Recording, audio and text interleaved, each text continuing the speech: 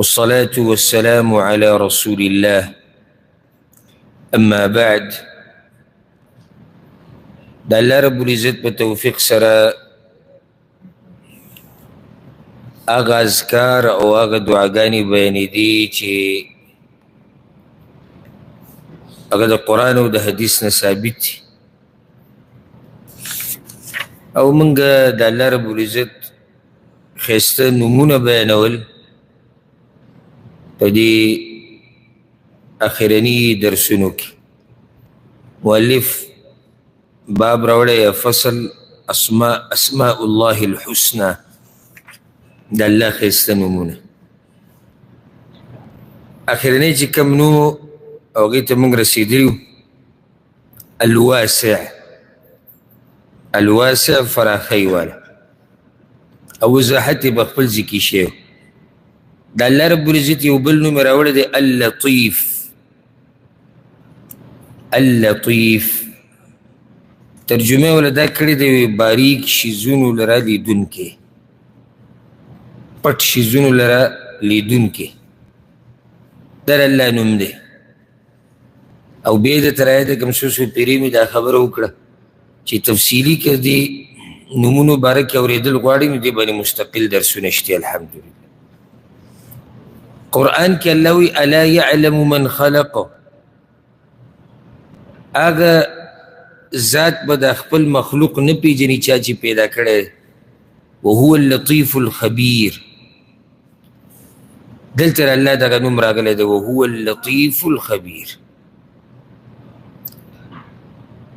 لطیف یعنی هغه څوک چې هغه واړه کارونه وړې خبرې د دې نه خبر دی، بلکې په ضمیر کې په زړه کې چې څه دي د دې نه خبر دی. یو پکې دا معنی ده. دویمه اللطیف هغه ذات چې هغه د بندګانو سره ښه کوي، بندگانو سره ښېګړه کوي، په بندگانو باندې شفقت او مهرباني کوي په پټو لارو. بندگانو باندې شفقت کوي په پټو لارو، یعنی بنده دا ګمان نه چې د دې ځینې به کار وشي رب العالمین یې وله وکړي. دا هغه اللطیف دی چې په پټې طریقې سره په دې بنده باندې احسان وکړي او دی به پوه هم نه شي. اللطیف آثار د دې نوم ټول اولنۍ خبره هغه دا یاده کړئ چې تا ته دا پته وي چې ستا رب ګورې ضمیر کې چې څه دي د هغې نه هم خبر دی، په زړه کې چې کوم سوچ وسوسه څه راځي د دې نه هم خبر دی. نو ستا د دې کارونو نه ستا د دې ویناګانو نه به نه خبر چې ته وایې نه زه خو د شپې لګیا وم یا زما خوا کې څوک و څوک نو. دا هر څه پرېږده. ولقد خلقنا الانسان ونعلم ما توسوس به نفسه. الله د انسان ما پیدا کړی دی او زه په هغه سم پوهېږم چې د ده نفس یې دته و، یعنې دننه زړه کې چې څه روان دي د هغې نه رب العالمین خبر دی. تا لا کړې نه ده، لا ویلې دې نه ده، زړه کې خبرې اوړي راوړي رب العالمین د دې نه خبر دی. ستا څه خیال دی کوم کار چې ته کوې دې نه به نه خبر؟ دا کومې خبرې چې ته کوې د دې نه به نه خبر؟ کله چې د الله رب العزت په دې نوم باندې پوه شوې نو د هغه د نافرمانۍ نه به ځان لرې ساتي، ځکه چې ته دلته پوه شوې چې رب ستا خو د وړې نه په وړه خبره باندې پوهه دی او هغه ویني او هغه اوري، نو ځان به بیا لرې ساتي د هغه د نافرمانۍ. دویم موږ پکې دا مطلب هم ذکر کړو چې د بنده سره ښه کوي په پټې طریقې سره. نو دې نه فایده دا راووته چې د رب العالمین نه به ناامیده کېږي نه. هر وخت الله موږ سره ښه کړي دي، په موږ احسانات دي، په موږ انعامات دي. کله رب العالمین یو امتحان راولي په هغې کې هم زموږ خیر، خو نور موږ د الله د احساناتو نه وتی نه شو. په ناشنا طریقو سره به موږ احسانات کړي دي چې زمونږ ګمان کې هم نه راتله چې له دې ځای نه به داسې یو رڼا راشي او دا کار به وشي هغه الله رب العزت زموږ دپاره کړی دی. ورسره دا فایده ده که رب العالمین اللطیف دی. موږ وایو دې کې یو مطلب دا دی چې هغه په پټو طریقو سره او په پټو لارو بندګانو باندې احسانات کوي. نو که ته چېرته مخلوق سره ښه کوې نو هغه هم په پټو لارو کوه. پوه نه شوې پکې اعلان پکې مه کوه، دنیا مه خبروه، نه تصویرانو ته ضرورت شتي، نه ویډیوګانو ته ضرورت شتي، نه چاته وینا ته ضرورت شتي. یو بنده سره دې ښه وکړو بس پرېږده.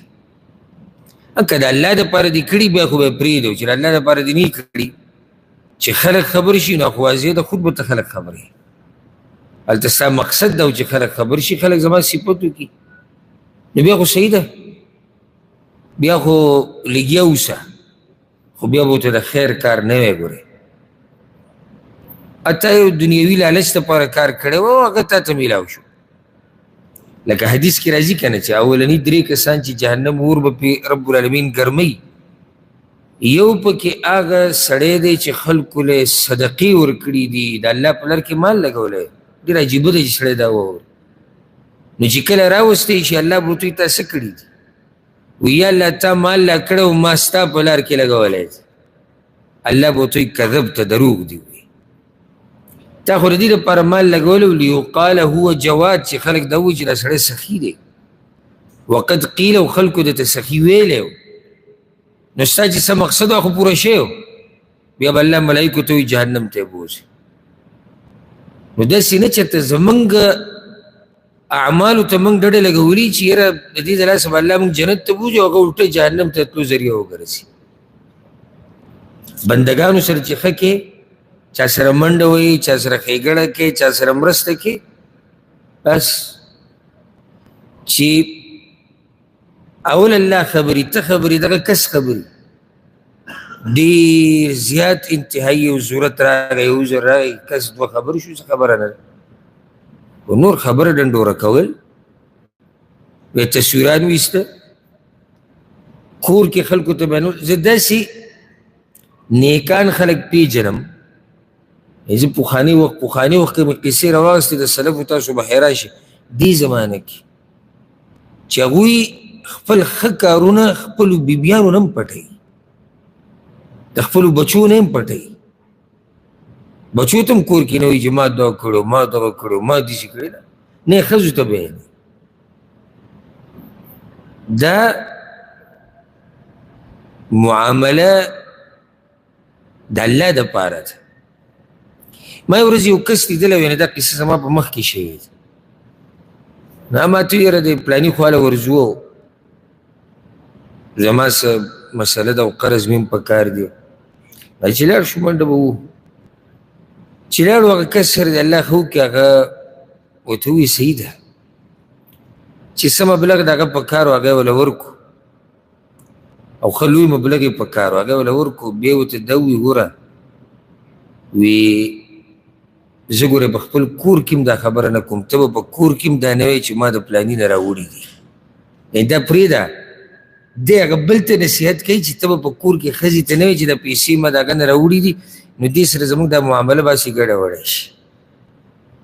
بس اول ته الله خبر دی، بیا ته موږ خبر یو، او دغه پلاني نیټه شوه بیا به راکړي. نو ما سوچ کوم دا اوس سړی دی، بعض خو لا کار یې کړی نه او ټلیفون میلاو کړي، دا مې وکړو دغه مې وکړو. موږ د لطیف ذات بندګان یو، څنګه چې هغه موږ سره ښه کوي که نه، زمونږ ګمان نه چې د دې طرف نه موږ سره یو مرسته وشي، رب العالمین د هغه طرف نه موږ سره مرسته وکړي. نو دغه شان ته هم د الله د بندګانو سره منډه وهه. بله یو فایده پکې دا ده که دا ډېره اهمه، رب العالمین لطیف ذات دی، موږ ته یو شی غوښتلی نه وغی راکړي. کله ګورې دا غوښتنه، ما کېدای شي تاسو دا فایدې ذکر کړي، د الله نه غوښتنه دا په 2 قسمه ده. یو دا چې ته الله ته ووایې چې الله زما دا مسله، زما دا مسله، دا مې غوښتنه ده. کله ستا حال د الله نه غواړي، ستا حال د الله نه غواړي. یو سړی وږی دی، او لوږې راغسته او دی د اسمان ته راشي وګوري څه مطلب ده غواړي که رب العالمین بغیر د دې نه چې دی خبره وکړي هغه ول هغه څه چې غواړي هغه ول وکړي داسې نه دي شوي چېرته کشماري شروع کړو سر ته به یې ونه رسو زمونږ ورته ضرورت راغلی دی الله ته مو ویلي نه او الله رب العالمین را کړی دی هغه نعمت نو ته هم د الله د بندګانو سره دغه شان احسانات کوه لازم نه دی چې یو بنده به تا ته خپله ټوله شتوري او کیسه بیانوي ته هم سړي ته وګوره چې یاره دې سړي دا حالات داسې ښکاري نو د خپل طرف نه ورته د خدمت او د منډې او د مرستې ووایه چې الله موږ له عقل لا کړی لازم نه چې سړی به راځي او تا ته به سوال کوي سوال به کوي او بیا به ویډیو کوو نن سبا خو د ویډیو زمانه ده چې څه شی کوي نو اول به یې څه ته خیږي نیټ ته به خیږي په هوا کې به چې خلک یې ویني ښه خلک هم یعنې هلته ماحول هم عجیبه جوړ شوی ده خلک بیا همدته ښه سړی وي او چا چې پټ ساتلی دي الټه په معاشره کې به د هغه غیبت کېږي ته دته وګوره او د دې کار ته وګوره نه چېرته د اوسه پورې د غریب سره منډه ووایه نه یې چېرته موږ ویډیو ولیده نه یې چېرته موږ تصویر ولیدو یعنې هغه معاشره هم ته په دې مجبوره کوي چې ته ویډیو جوړه کړې او ته تصویر وباسي نو څه چې د الله دپاره کې پټ یې ساته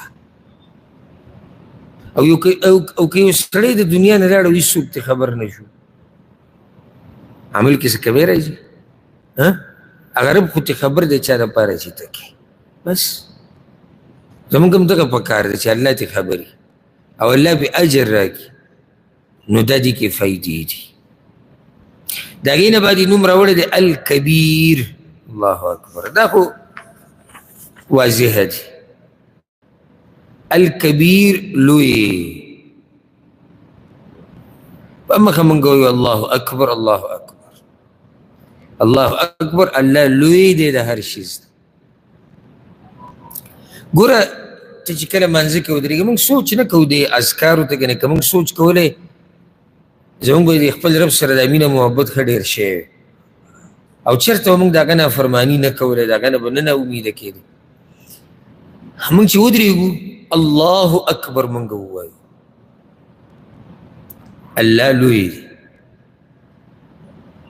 قانون دا دی چې کله ته وایې چې یاره مخلوق باره کې خبره کې چې پلانې لوی دی پلانې شیز لوی دی نو د چا نه چې لوی دی هغه به ذکر کې که نه خالد لوی دی د خپل ورونو نه یا د ده نه دی لوی دی که نه دلته صرف ویلي چې الله ډېر لوی دی د څه نه د هر څه نه څه یو خاص شی نه دی ذکر کړی چې الله لوی دی د فلاني نه او علاني نه نه الله لوی دی د هر شي نه هر هغه شی چې ستا په ذهن کې راځي الله رب العالمین د هغې نه لوی دی الله اکبر او ځکه مونږ چې مانځه ته ودرېږو مانځه په مسایلو کې مونږ دا خبره ذکر کړې وه مونږ لاسونه اوچت کړو او د هغې سره مونږ دا ووایو الله اکبر حکمت دې ټیم کې ولې د مونځ ابتدا ته په الله اکبر سره کې ډېر حکمتونه علماو ذکر کړي یو حکمت دا دی چې ته کله مانځه ته راغلې او ته وایې الله اکبر معنی چې ما د ټوله دنیا دې ټیم کې پرېښودي د دغه رب دپاره چې هغه لوی دی د هر څه ته مانځه ته راځي بچي تا ته فتنه جوړېږي تا نه راپرېږدي ښځې د لاسه ملګرو د لاسه کاروبار د لاسه د ګپ شپ د لاسه مزدورۍ د لاسه د خوب د لاسه بیمارۍ د لاسه او داسې پسې بیا زه او شمارې تا دا هر څه پرېښود ولې ځکه چې ته وایې الله اکبر پوه شوې که نه ولې پلاني ته کار پرېښودی راغلی ولې پلاني ته بچي پرېښودي راغلی ولې پلاني ته مور پلار کور کې پرېښودي راغلی ولې ته دا یو زر ته پوسونه ته وکړه هغه به تا ته وایي الله اکبر د هر څه نه الله لوی دی نو چې د هر څه نه الله لوی دی نو د هغه په در کې حاضري بیا لازمه ده چې هغې ته حاضري وکړی شي. الله اکبر، الله لوی دی. الله لوی دی نو فایده بعض به ته ذکر کو. الله لوی دی نو مخلوقاتو کې داسې څوک نشته چې د هغه په شان دي. دا خو واضح شوه نو رد دی په مشرکانو باندې. څوک وایي انبیا، څوک رالېږي انبیا د الله سره یو شان کوي، څوک ملایک، څوک اولیا، څوک ګټې، څوک ونې. ټول په غلطه دي. ولې ټول په غلطه دي؟ الله لوی دی. موږ الله اکبر، الله لوی دی د هر شیز نه. نو چې ته دا وې او کېدی سي نو بیا خو ته دروغجن یې. ځکه چې خبره او کار دی یو شان نه دی. لکه اوس یو سړی وایي الله اکبر او بیا وایي چې رسول صلی الله علیه وسلم او الله یو شان دي. نو وایي یو څه کوي بل څه. الله اکبر نو په مخلوق کې د الله په شان څوک نشته. د الله هم مثله هغه نشته. الله اکبر، الله لوی دی د هر څه نه. نو بیا ته غم دسه کې هسې چې داسې رب دې رب یي نو کوم مشکل ستا دی چې هغه یې نشي اسانولی. او ته به خپله وایې الله اکبر. نو چې الله اکبر دی بیا کومه مسله ستا ته پکې نا امیده شوې چې والعیاذ بالله الله یې نشي حل کولی. الله اکبر، الله د ټولو نه لوی دی. د دې رب سره چې د رابطه جوړه کړه که نه صرف د ده سره نو هر څه تا سره دي. ځکه چې هغه لوی دی د هر څه. او چې د دې رب سره د رابطه نه وه نو تا سره هېڅ نشتي. ولو که دا ټوله دنیا تا سره ولاړی نو دا ډېر خوږ نوم دی د الله. الکبیر، لوی. اکبر، کبیر په یو معنی سره راځي. الکبیر. بل نوم یې راوړی دی الشاکر، قدردان. الشکور، ډېر قدردان. دواړه نومونه یې خو د الشکور کې مبالغه ده، ډېر قدردان. لنډ وضاحت به وکړو. قرآن کې دا نومونه راغلي دي والله شکور حلیم فإن الله شاکر علیم. شاکر او شکور څه مطلب دی؟ قدردان یعنی د بنده د عمل قدر کوي. دا مطلب دی د بنده د عمل قدر کوي. الله اکبر. هسې سوچ دې خبرې ته چې تاسو کړی چې دا عمل چې موږ کوو د چا د فایدې دپاره د خپلې فایدې دپاره رب العالمین قدر کوي. زره عمل به ستا او په هغې به دله بې حساب اجر درکړي. دې رب ته وایي الشاکر الشکور. یو پکې دا مطلب شو د بنده لږ عمل د رب العالمین د طرف نه بې حساب اجر. دا دی الشاکر الشکور. ستا به وړوکی عمل یې په دې کې زه اوس حدیثونه شروع کوم نو ډېر حدیثونه به اوس ذهن ته راځي. الحمدلله یو دوه به ترې ذکر کړو. هغه حدیث به تاسو ته یاد وي. هغه رسول وسلم وایي بني اسرائیلو کې یو زیناکاره ښځه وه. څه چلې کړه؟ سپي له اوبه ورکړې. سپی تږی شوی و، د کوهي په غاړه پروت و، د ډېرې تندې د لاسه هغه دا خاورې څټلې. نو دې زنانه هغې له هغه سپي له اوبه ورکړې. رب العالمین د هغې د لاسه وبخل او جنت ته لاړه. دا دی الشاکر الشکور. اوس ګوره الشاکر هغه ذات دی چې ته لږ عمل وکړې رب العالمین دا نه چې تا له په دې بې حساب اجر درکړي. هغه د هغه نافرمانیانې چې دې کړي هغه درته به وبخي. نو اوس دې ښځې د نافرماني ته وګورې چې دا زیناکاره ښځه ده. صحیح ده که الله رب العزت داسې هم کولی شوی چې دې له صرف د دې په دې عمل اجر ورکړی وی. صحیح ده که نه ده؟ خو څه ورسره وکړو؟ هغه ګناه ورته معاف کړه. دا دی الشاکر الشکور. او رسول صلی الله علیه وسلم وایي جنت کې مې یو سړی ولیدو ګرځېدو را ګرځېدو په دې چې په لاره کې د ونې یو خاخ را ځوړندو خلک به یې تنګول دغه خاخ کټ کړی بیا الله جنت ته بوتو. یعنې خاخ پرې کول څه شی دی؟ د یو څو منټو کار دی نو څه ګټه قرباني پکې لګي. رب العالمین د عمل دومره کوي جنت ته بوتو. او هغه چې د مرګ په وخت کې یېرېدو او بچو ته وصیت وکړو ما به وسېځې او بیا به دغه ایره راوالې او دریابونو ته به ګزار کړي. رب العالمین را جمع کړي ولې وی الله یېرېدم رب العالمین وبخو.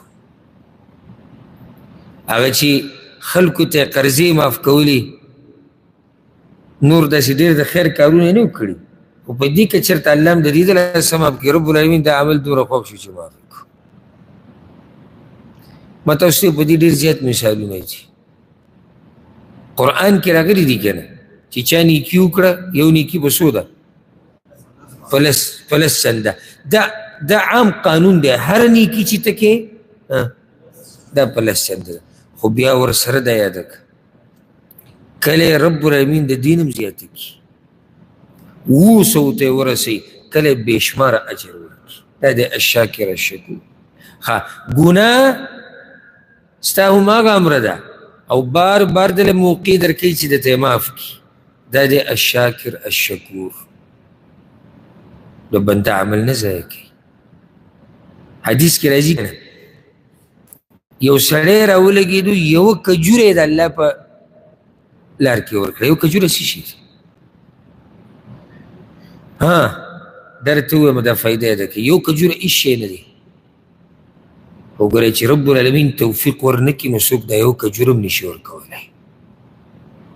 دا ورسره یاده کوي. ډېر تاسو هم پېژنئ زه هم پېژنم چې هغوی د کجورې توفیق هم نه لري چې چاله یې ورکړي یا د الله په لار کې یې ورکړي. کجوره خو معمولي ده خو هلته توفیق میلاوېدل ډېره ګټه خبره ده. او چې لا توفیق میلاو شي که نه نو بیا په کروڑاو په لکاو بې حساب دنیا لګول د انسان ته آسان شي چې کله توفیق د رب العالمین د طرف نه میلاو شي. او چې توفیق نه وي د کجوري دانه هم غټه خبره نیمه کجوره به ورنه کړي. که خیال هم کړی هلته ملک کې چې کله خلک روجمات چې راځي هلته خو په اذان پسې جو اقامت وخت پکې ډېر نه نو یو نیم پکې دا کجورې چې پټه نیولي که څه بل شی راغستی دا اوس بل خوا کې بل څوک یو شی دا اوس اصل کې توفیق نه میلاوېده دي که نه. ته کجوره یو خوري څو ویسه 2 ویسه 3 واله دلته هم لیدلي مینت کوي مینت کسان یې ودرولي هغوی له تنخوا ورکوي. دا به پخپله لیدلي کسان یې په لارو کې ودرولي هغوی له تنخوا ورکوي. د هغوی کار دا دی چې خلک راولي دې روژه ماتي له او دا څنګه توفیق دی چې دغه خو پرېږده کومه خرچه چې دی کوي الټی کسان په کرایي نیولي چې خلک راولئ او یو سړی د کجوري دانه پټوي ته ور وټکې پلانیه هغه ګاډۍ به لږ را نه کړي زموږ لږه پکار ده هماشه ګاډۍ روزانه او تاسو ګاډۍ او د هغې ټیر داسې او د هغې پلانې تاسو توفیق نه میلاوېدلې ګاډۍ څه شی دی. هغه وایي نه چې ما له تورې ران راکړئ یا به زما شوا به کوي څه ختم وایي زما یو ګنټه کار دی بیا د راولم.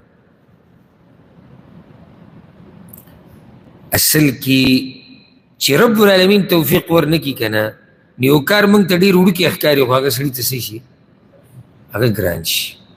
د جیب کې قلم پروت دی کنده دا چې الله توفیق در نه کو او یو کس ته توی قلم موږ ځاله روزانه قلمونه دغه رښتیا بعض داسې چې یو سړي ته وګوري که چې سړی ګرځي لکه د خلکو د جیبونو ته ګوري معنی ده چې قلم غواړي نو دې دغه ځي نه پاسې کړي چې ده سره وي.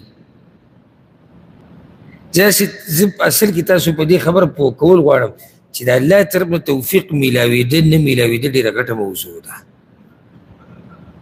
وړه خبره نه ده. یو سړی خپل بچي او مال او هر څه قرباني یو سړی معمولي شی نشي لګولی. خبر اصل کې د څه ده؟ توفیق. الله رب العالمین دې موږ له د عباداتو توفیق راکړي او د هغه په لار کې د لګولو توفیق دې الله راکړي. نو هغه حدیث کې راځي چې یو سړي یو کجور ورکړه. داسې تاسو ته زموږ د دې رب خبره کومه الشاکر والشکور. یو سړی راولګېد یو کجور یې د الله په لار کې ورکړه، 1 روپۍ ورکړه. روایت کې روپۍ راځي. نو اوس 1 روپۍ څه شی؟ قیامت په ورځ چې دی د الله سره مخامخ شو، د هغې نه یو غار جوړ شوی. نو هغه وایي چې یا الله ما خو دا خو ما نه دي کړي، دا څه دي؟ وی الله ورته وایي چې تا چې هغه کجوره ورکړې وه، تا چې هغه روپۍ ورکړې وه هغه دله موږ ساتلې ده. ته چې 1 روپۍ ورکړې رب العالمین یې دله ساتي. حدیث راځي لکه یو سړی چې د اس بچی ساتي وړکې، څومره خیال یې کوي چې دی لوی شي. دغه شان رب العالمین ستا دا 1 روپۍ ساتي. نو دا کوم یو رب دی؟ الشاکر الشکور. ستا د 1 روپۍ دومره قدر کوي. ښه ځکه رسول الله وسلم څه وایي؟ وایي نیک عمل سپک مه ګڼه. نیک عمل سپک مه ګڼه. اگر که هغه نیک عمل دی چې ته صرف د خپل ورور سره میلاو شي په داسې حال کې چې ته مسکې یې. اوس ته یو چاته وایي چې داسې کوه، ده ته به دا عمل څومره سپک ښکاري چې دا څه شی. نه رسول صلی دا عبادت دی، عبادت به سپک نه کوي. وجه دا ده چې ستا دا معمولي عبادت هم الله ته ډېر ګران دی، نو سپک یې مه ګڼه. بس خلک وایي زمونږ طاقت نه رسي او د نیکیانو د کولو او د خصوصا د مال د لګولو. ما ته حدیث وایي چې 1 روپۍ یو کجوره، یو دانه کجوره رب العالمین ولې دومره وساتله. الله حدیث کې راځي چې الله زړه ته ګوري او عمل ته ګوري. الله زړه ته ګوري او عمل ته. الله شو شاته نه ګوري. ګورې ها چې تا داسې یو کس مې ولیدو، الله دې عفو کړي، الله دې موږ ټولو پر دې راواچوي، ویډیو یې کړې ده او ښه مالداره کس دی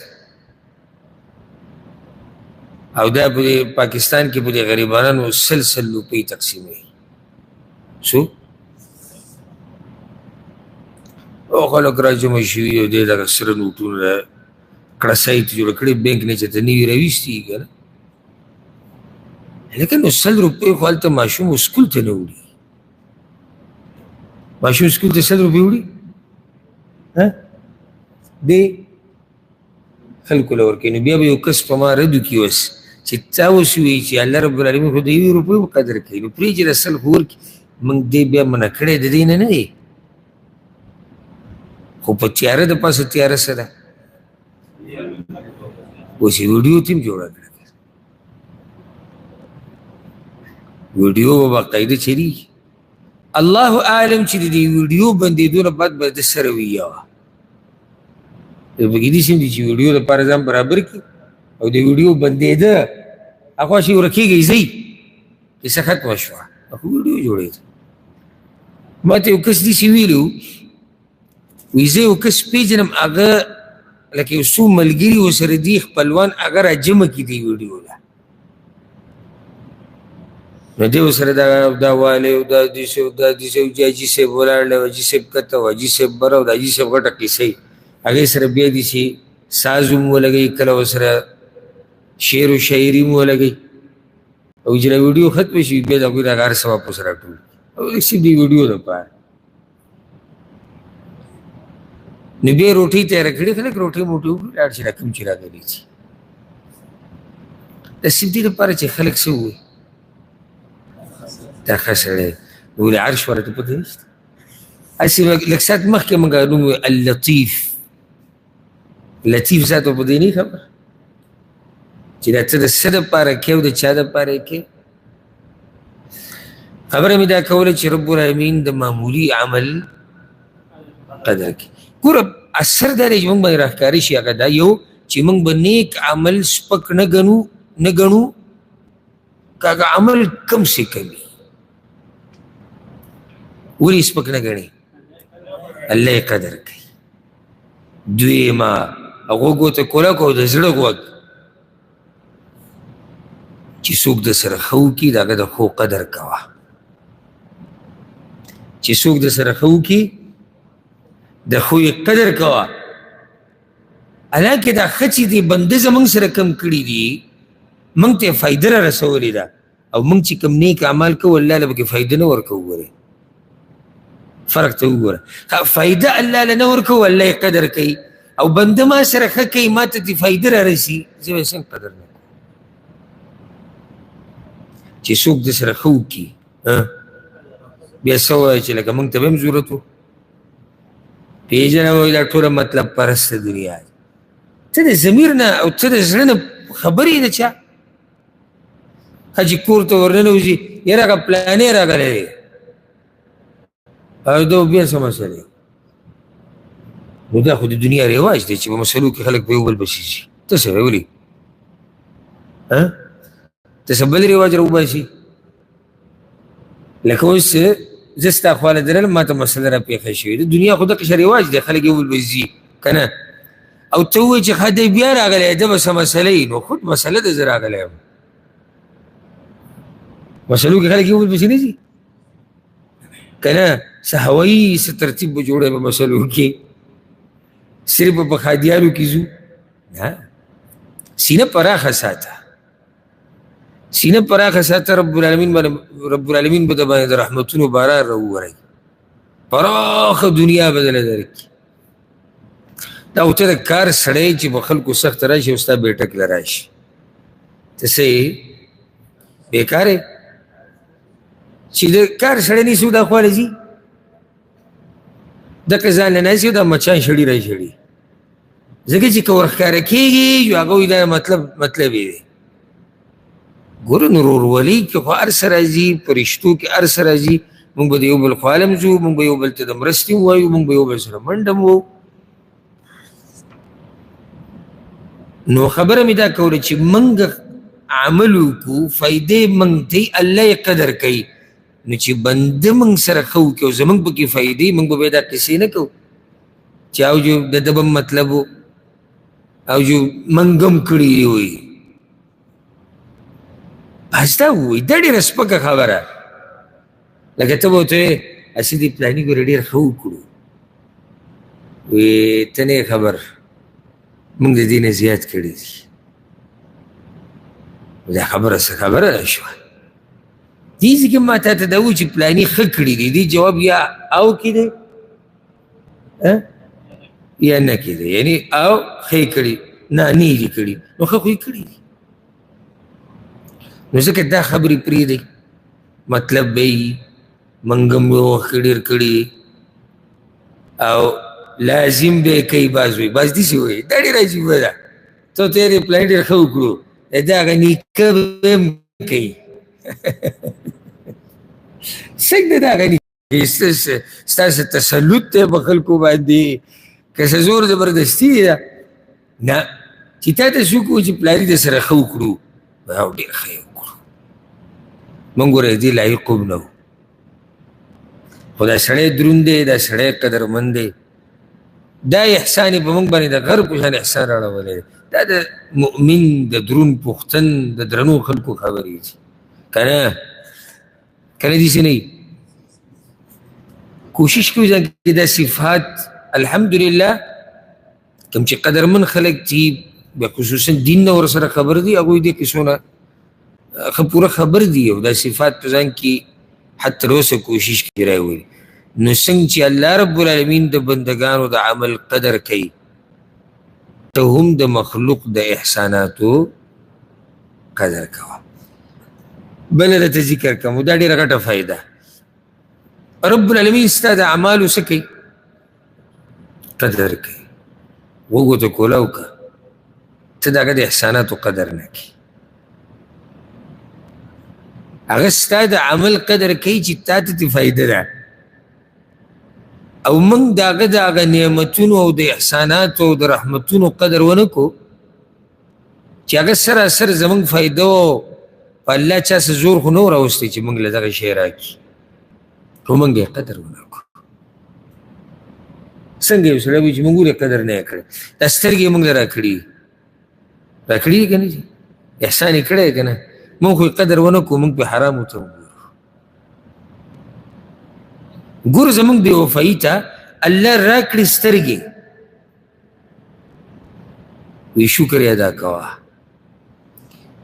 په د دې په ځای چې موږ یې شکر ادا کړو په هغه سترګو موږ راولګېدو د هغه رب نافرماني پې کوو کوم رب چې سترګې راکړي دي لاسونه یې راکړي وو په هغې موږ نافرمانیانې وکړو غوږونه یې راکړي دي په هغې موږ نافرمانیانې کوو خپې یې راکړي په هغې موږ نافرمانیانې کوو نو رب العالمین خو زموږ د کجورې او د روپۍ قدر کوي خو موږ د الله د احساناتو داسې قدر ونه کړو لکه څنګه چې پکار دي که نه خبره زما غلطه ده موږ د الله د نعمتونو داسې قدر وکړو لکه څنګه چې پکار دي داسې موږ نه دی کړی د هغې نه بعد یې نوم راوړی دی العلیم ډېر پوهه دا خو واضح دی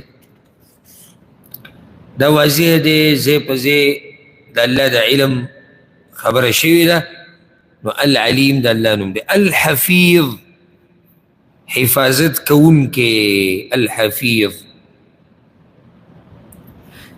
رب العالمین څنګه حفاظت کی زه برته مختصر ذکر کړم الحفیظ رب العالمین چې کوم مخلوق پیدا کړی دی د هغوی حفاظت کوي صرف انسان نه دی هر مخلوق چې د الله دی حفاظت یې څوک کوي الله یې کوي انسان پرېږده د انسان خبره خو هغه واضح هم ده او موږ یې وینو هسې د څاروو ځناورو ته هم سوچ کړی دوی حفاظت څوک کوي دا په دریاب کې دننه چې دا مهي ګرځي د دوی حفاظت څوک کوي الله کوي دا په دې سوړو کې دننه چې دا میږي او ماران او نور داسې قسمه ځناور ګرځي د دوی حفاظت کوونکی څوک دی الله دی دا بوټي دا میوې خپل ځي ته د دې رسېده د دې پخېده د حفاظت څوک کوي الله کوي او بیا یې داسې ځه نو بیا د انسان ته وګوره انسان ته وګوره که د هغه وخت نه چې دی د موږ راغلی دی هلته الله د څنګه حفاظت وکړو بیا چې دی د دنیا راغی او د مرګه پورې د حفاظت کوونکی څوک دی الله دی او چې الله یې حفاظت نه کوي هېڅوک یې نه کوي په هغې کې دلیل واوره رسول صلی الله علیه وسلم عبدالله ابن عباس ته نصیحتونه کړي وي تاسو ته به یاد وي یا غلام لکه زه درته یو څو نصیحتونه کوم یو نصیحت یې ورته دا کړی وي دا خبره یاده که که د ټوله دنیا راجمع شي که نه او تا له څه فایده در کول غواړي نو تا له به هېڅ فایده در نه کړي مګر دومره څومره چې الله لیکلي او که دا ټوله دنیا راجمع شي او تا ته نقصان در رسول غواړي نو هېڅ نقصان نشي در رسولی مګر دومره څومره چې الله لیکلی معنی دا ټوله دنیا چې راجمع شي تا له نقصان نشي در کولی ځکه چې ستا حفاظت کوونکی ذات څوک دی هغه الله دی او که تا ته څه نقصان در ورسېدو نو دا به الله په تقدیر کې لیکلی او په دې کې به هم حکمتونه او فایدې وي نو الله دی الحفیظ دویمه ده دې کې دا معنی هم پرته ده او دا مطلب هم دی حفیظ حفاظت کوونکی د بنده د اعمالو حفاظت کوي موږ ته زموږ اعمال یاد دي موږ ته خو پروني که زه استاد ته چې پرون تا کم کم ګناهونه کړي دي ویې شماره یاد دي ته کیدای شي ښه کارونه راته وشماري ولې موږ ښه کارونه شمارلی شو ګناهونه نه شو ګناهونه ډېر دي دا سوچ خبره ده که زه درته اوس وایم چې د سهار نه د اوسه پورې به تا نه څومره نافرمانیانې شي ته به سوچ کې پرېوځي سهار نه اوسه پورې دې څومره نیک اعمال کړی او دا لا ښه سړی دی چې دا نو دا د الله رحم دی چې د اعمالو ساتنه څوک کوي الله کوي په څه طریقې سره کرامن کاتبین دي لیکي په خپل الله اینی اوري دا اندامونه پې ګواه کېږي، دا ځمکه پې ګواهي ورکوي، دا ټول د اعمالو حفاظت. دغه شان د الله نوم دی الحفیظ دی کې دا معنی او مطلب هم دی د خپلو ملګرو د اولیاو حفاظت کوي، د ګناهونو نه ساتي، د نافرمانیانو نه بندوي.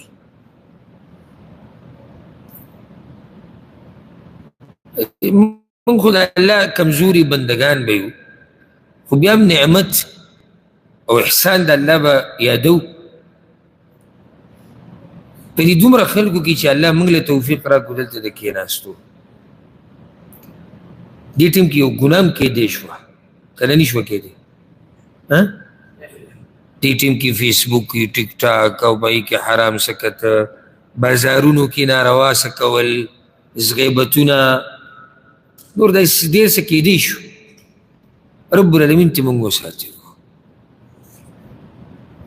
رب العالمین ته موږ وساتلو، دا هغه الحفیظ ذات دی. او چېرته دا هم درته ووایم دا کمال خپل ونه ګڼي. ګورئ دا کمال خپل ونه ګڼي. کمال اولنی او اخرنی هغه دا دی چې الله موږ له توفیق راکړی او الله رحم کړی، نو دا نوم دی د الله الحفیظ. ګوره آثار به د دې سره وځي. یو دا چې رب ما ووایي که رب العالمین دا مخلوق پیدا کړی حفاظت یې کوي، نو په کار دا ده چې ته ونه هېرېږي. زړه بلکل مه کته کوه، مې بره کوه. ولې؟ الله حفاظت کوي. په بچو مه هېرېږه چې زما د مرګ نه بعد باو سره دا غم دی. صحیح ده، غم وي پلار سره، یي غم مور سره، هغه طبیعي، خو د حد نه اورېده په هغې کې دا به جو څه کېږي، هېڅ هم نه کېږي. که چېرته دا مړي راپاڅېدی شو او موږ راپاڅولی، موږ ته وایي چې راشئ وګوره، پټ یو ځای کې کښېنه، هغه بچو ته دې وګوره. او زموږ مشران نه دي تلي، بره سلسله وګوره که نه، څومره مشران زموږ تلي د خاورو لاندې پراته، ژوند خلکو تېر کړی دی او ډېر ښه یې تېر کړی دی. داسې پکې شوي دي چې پلار و نو د بچو مالي حالات ګډوډ وو، هغه پلار چې تللی د حالات د هغوی د مخکې نه ډېر ښه شوي دي، که نه؟ داسې نه دي شي. غم مه کوه. زموږ رب چې دی الحفیظ، د هغه حفاظت کوونکی. داسې بوډا او بوډۍ به وینې او شتي چې د هغوی یو زوی او د الله نه بعد هغه ته ډډه لګولې او هغه مړ شوی. رب العالمین د هغوی ساتنه کوي. او موږ تاسو ته وګورئ دا خو انسانان دي، دا خو اشرف المخلوقات دي، بیا مسلمانان پکې.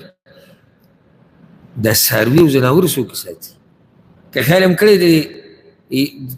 د بعضو ځناورو دا بچی چې پیدا شي که نه، چې څنګه پیدا شي بس دی پاتې شي. د بعضو ګوره دا طریقه ده. او که مور سره پاتې هم شي څه وخته پورې، او کله داسې وشي چې دی په څه طریقه د دې مور نه ورک شي. نه دي شوي داسې وروکې ماشوم غونته کي، هغه د مور نه ګډوډ شي، په زنګ کې، په منډه کې، په یو ځای کې، بل ځای کې پاتې شي. څوک یې ساتي؟ الله یې ساتي. نو ته ولې نا امیده کېږي؟ ولې نا امیدي کوې؟ ولې یېرېږې؟ مه یېرېږه. دغه رب الحفیظ دی، هغه زموږ ساتنه کوي، زموږ د بچو ساتنه کوي، زموږ د مور پلار، زموږ د اعمالو.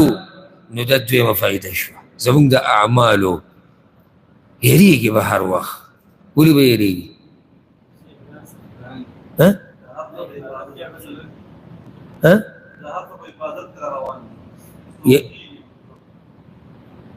دلته چا شوي؟ نه، یېرېږي به په دې چې دا ته چې کوم ګناهونه کوې که نه، دا د هغه رب نه پټ پناه نه دي. دا لرې که مړه ورشه پسې.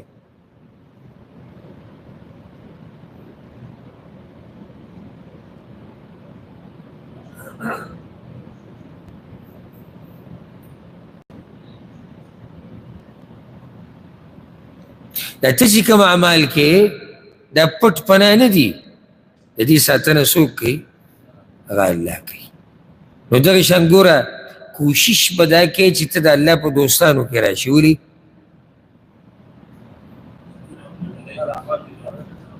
چې الله دې حفاظت وکړي، ځکه چې رب العالمین خپل ملګري د ګناهونو نه او د نافرمانیانو نه ساتي. د هغې نه بعد یې نوم راوړی دی الاکرم. الاکرم ډېر عزتمن.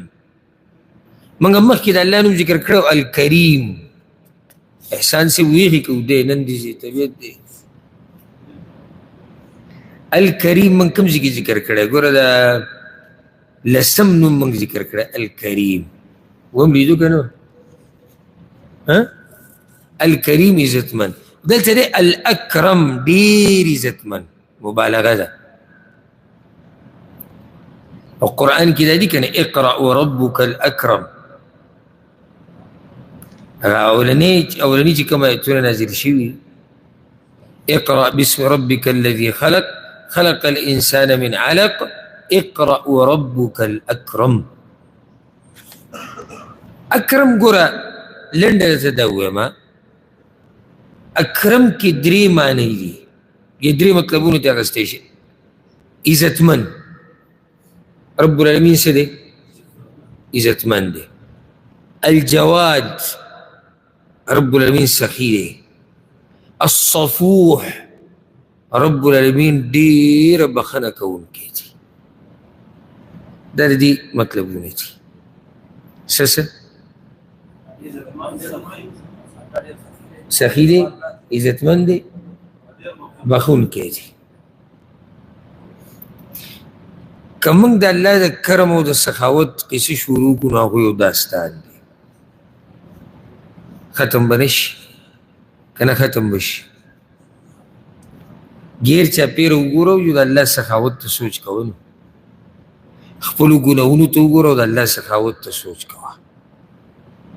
خپلو مشرانو ته وګوره، په هغوی هغه احساناتو او نعمتونو ته وګوره، او د خپلو کشرانو ته وګوره، په دوی د نعمتونو احساناتو ته وګوره، او ځان ته وګوره او د الله د احساناتو ته وګوره. سخاوت ته الله داسې رب دی که نه، الاکرم داسې رب دی چې بغیر د غوښتو نه سړي له یو شی ورکوي. دا څه چې موږ سره دي په دې کې ډېر موږ د الله نه غوښتي دي که نه دي غوښتي؟ نه دي غوښتي او هغه راکړي دي. دا دی الکریم الاکرم. بله موږ له ډېر سره کړي دي، موږ نافرمانیانې کړي دي که نه دي کړي؟ خو نعمتونه به موږ نه دي بند کړي. موږ خو مسلمانان یو الحمدلله، د هغه رب بندګان یو، منوي سجده ورته لګوو. کافرانو ته وګوره نعمتونه د الله ورسره شته که نشته؟ دغه دی الکریم الاکرم. عزتمن د عزت د الله به څه خبره کوو؟ موږ څه به موږ د الله شان بیان کوو، د هغه عزتونه به بیان کوو. په دې باره کې مخکې خبره شوې ده الکریم نوم سره. الصفوح بخښونکی موږ ویلي کې دا معنی هم پرته ده. بخښنه د الله د دې باره کې مخکې خبره شوې وه. په کوم ځای کې شوې وه؟ الرؤوف، التواب. التواب نو ذکر شوی؟ ټول ویده کس. التواب، العفو، الغفور، درې نومونه شو. الغفار، الغفور، الغفار، العفو، التواب. او نورم دغه شان د الله د بعضو نورو نومونو سره هم ذکر شوی. اثر د دې رب ستا کریم دی، اکرم دی، سخي دی، نو ښه نوکاري ولګوه. مطلب دا شو ښه غوټې ورکه، ځان کې سخاوت راوله. ولې؟ ځکه چې ته د سخي رب بندې، نو چې د سخي رب بندې نو سخاوت به په ځان کې راولي. ښه رب ستا اکرم دی، نو څه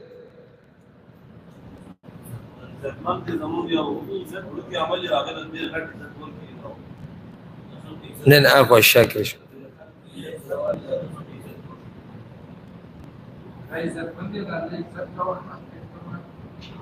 یو دا الله عزتمند دی نو چې عزتمند دی نو د هغه لحاظ کوه، دا مطلب شو.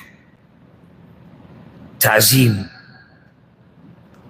او غټه بې لحاظي د الله دا ده که نه چې موږ د هغه نافرماني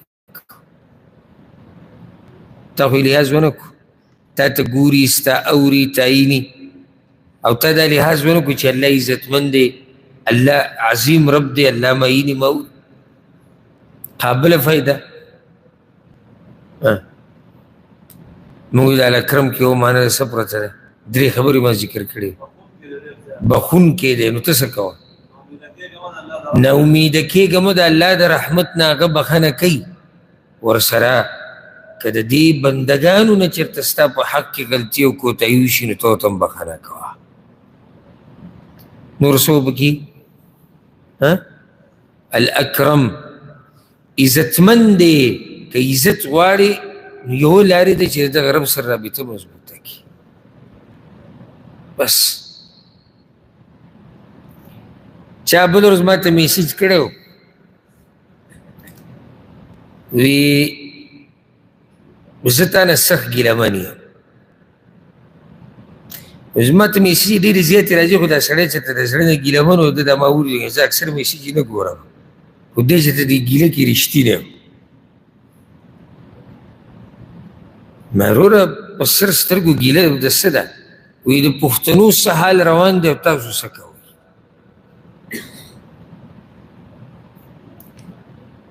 نو جواب که هغه ته ما ولې موږ څه کړي دي؟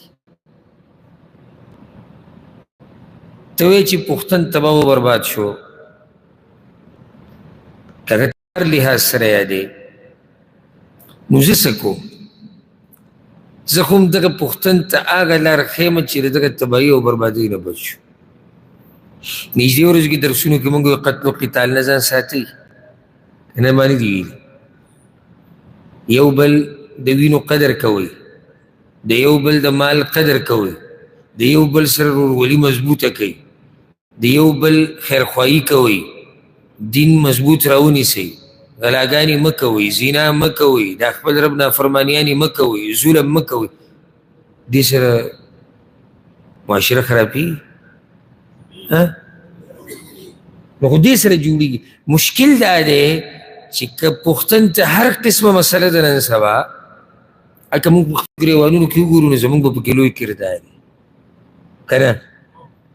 حل د هغې دا دی چې د دې قوم د خیرخواهي وشي، دوی ته دې نصیحت وکړی شي، دوی ته دې خبره بیان کړی شي. هغه ما ورته وایم الحمدلله زه لګیا یم، بس ټک خطا کوم، تا ته خو نشم در رسېدی، ستا به ما ډېره غټه خیرخواهي، ستا به چې ته ډېرې غټ قدمونه اخیستي نو ما که موږ ته به کې وي او دوه ذکر کړي، او موږ خو د الله کمزوري بندګان یو، لګیا یو. قام ته وعظ او نصیحت هم کوو، الله ورته هم ښایو، دین او دنیا دواړه ورته ښایو.